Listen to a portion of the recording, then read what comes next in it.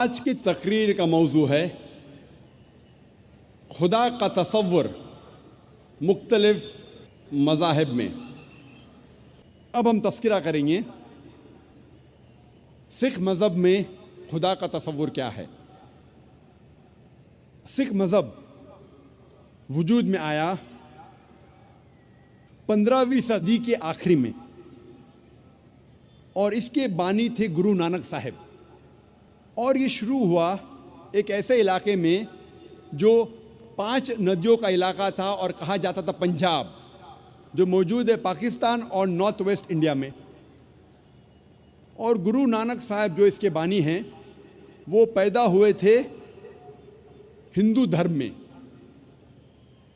और उनका कास्ट था क्षत्रिय कास्ट, जिसे कहते हैं वॉरियर कास्ट। और गुरु नानक काफ़ी मुतासिर थे मुसलमानों से। ये सिख मज़हब तादाद में दुनिया में 6 नंबर पे आता है और कई विद्वान कहते हैं कि ये सिखिज़्म, सिख मज़हब एक हिंदू मज़हब की शाख है।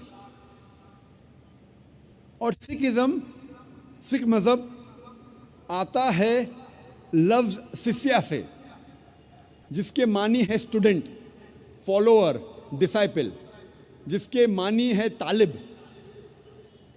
जिसके मानी है मानने वाला। और ये सिख मज़हब 10 गुरुओं का मज़हब है। सबसे पहले गुरु जो बानी है गुरु नानक साहब और 10वें गुरु है गुरु गोबिंद साहब। और इस मज़हब की किताब को कहते हैं आदि ग्रंथ या गुरु ग्रंथ साहिब। सिख मज़हब 5 क की बुनियाद पे है। सबसे पहला क है केश, अनकट हेयर, बाल नहीं काटना चाहिए। दूसरा क है कंगा, यानी कंगी, जिससे बाल साफ किया जा सकता है। तीसरा क है कड़ा, मेटल ब्रेसलेट, मेटल का कड़ा। चौथा का है किरपान, डैगर, चाकू, जो अपनी हिफाजत की रखना चाहिए। और 5वां क है कचा, जिसे कहते हैं लॉन्ग अंडरड्रॉ। ये 5 क हर सिख को इसका पालन करना चाहिए। और अगर आप कोई सिख से पूछेंगे कि आपके मज़हब में खुदा का तसव्वुर क्या है, तो सबसे बेहतरीन जवाब अगर कोई सिख दे सकेगा वो है उसकी मज़हब की किताब गुरु ग्रंथ साहिब के पहले वॉल्यूम, पहला अध्याय, पहला मंत्र, जिसे कहते हैं जापू जी।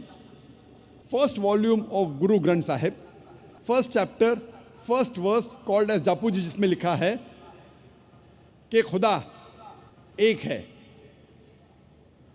और उसे कहा जाता है सच्चा, महान, जो कभी भी नहीं घबराता और उसे कोई चाहत नहीं। वो लाफानी है, वो पैदा नहीं हुआ है, ना किसी को जन्म देता है, वो दयालु है।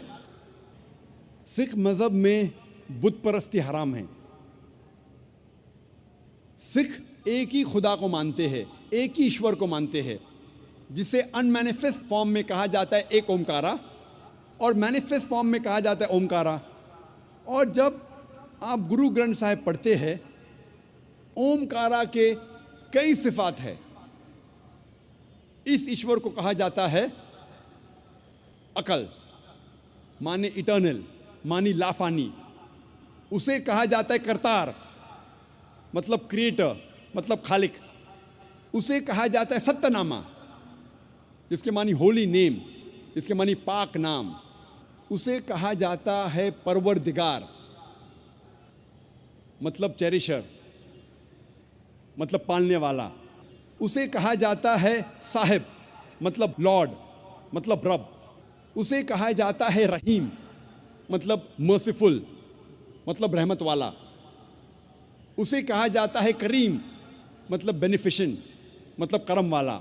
उसे कहा जाता है Wahe Guru, one true Lord, एक ईश्वर, एक सच्चा ईश्वर, एक सच्चा खुदा।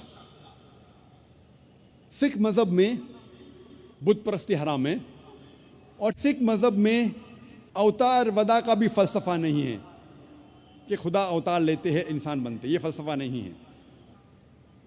और गुरु नानक साहब वो काफ़ी मुतासिर थे संत कबीर से, इसीलिए गुरु ग्रंथ साहिब में कई संत कबीर के दोहे हैं। और मुझे याद है जब मैं स्कूल में था तो एक मशहूर दोहा संत कबीर का था, दुख में सुमर न सब करे, सुख में करे न कोय, जो सुख में सुमर न करे तो दुख काय होए।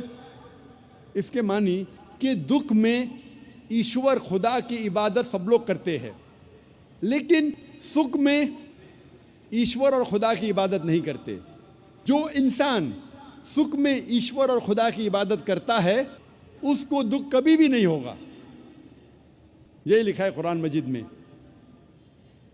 सूरह अज़्ज़ुमर में, सूरा नंबर 39 आयत नंबर 8 में, कि जब इंसान को तकलीफ़ आती है तो रब से दुआ करता है, अल्लाह सुब्हानहू व तआला से दुआ करता है।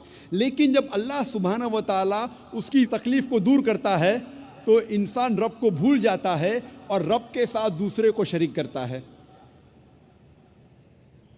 जब हम सिख मज़हब की किताबों का मुताला करते हैं तो हमें पता चलता है कि सिख मज़हब में भी लिखा है कि खुदा एक है, ईश्वर एक है, और सिर्फ उसकी इबादत करना चाहिए, और उस ईश्वर की, उस खुदा की कोई मूर्ति नहीं, कोई बुत नहीं, और सिर्फ उस ईश्वर की इबादत करना चाहिए।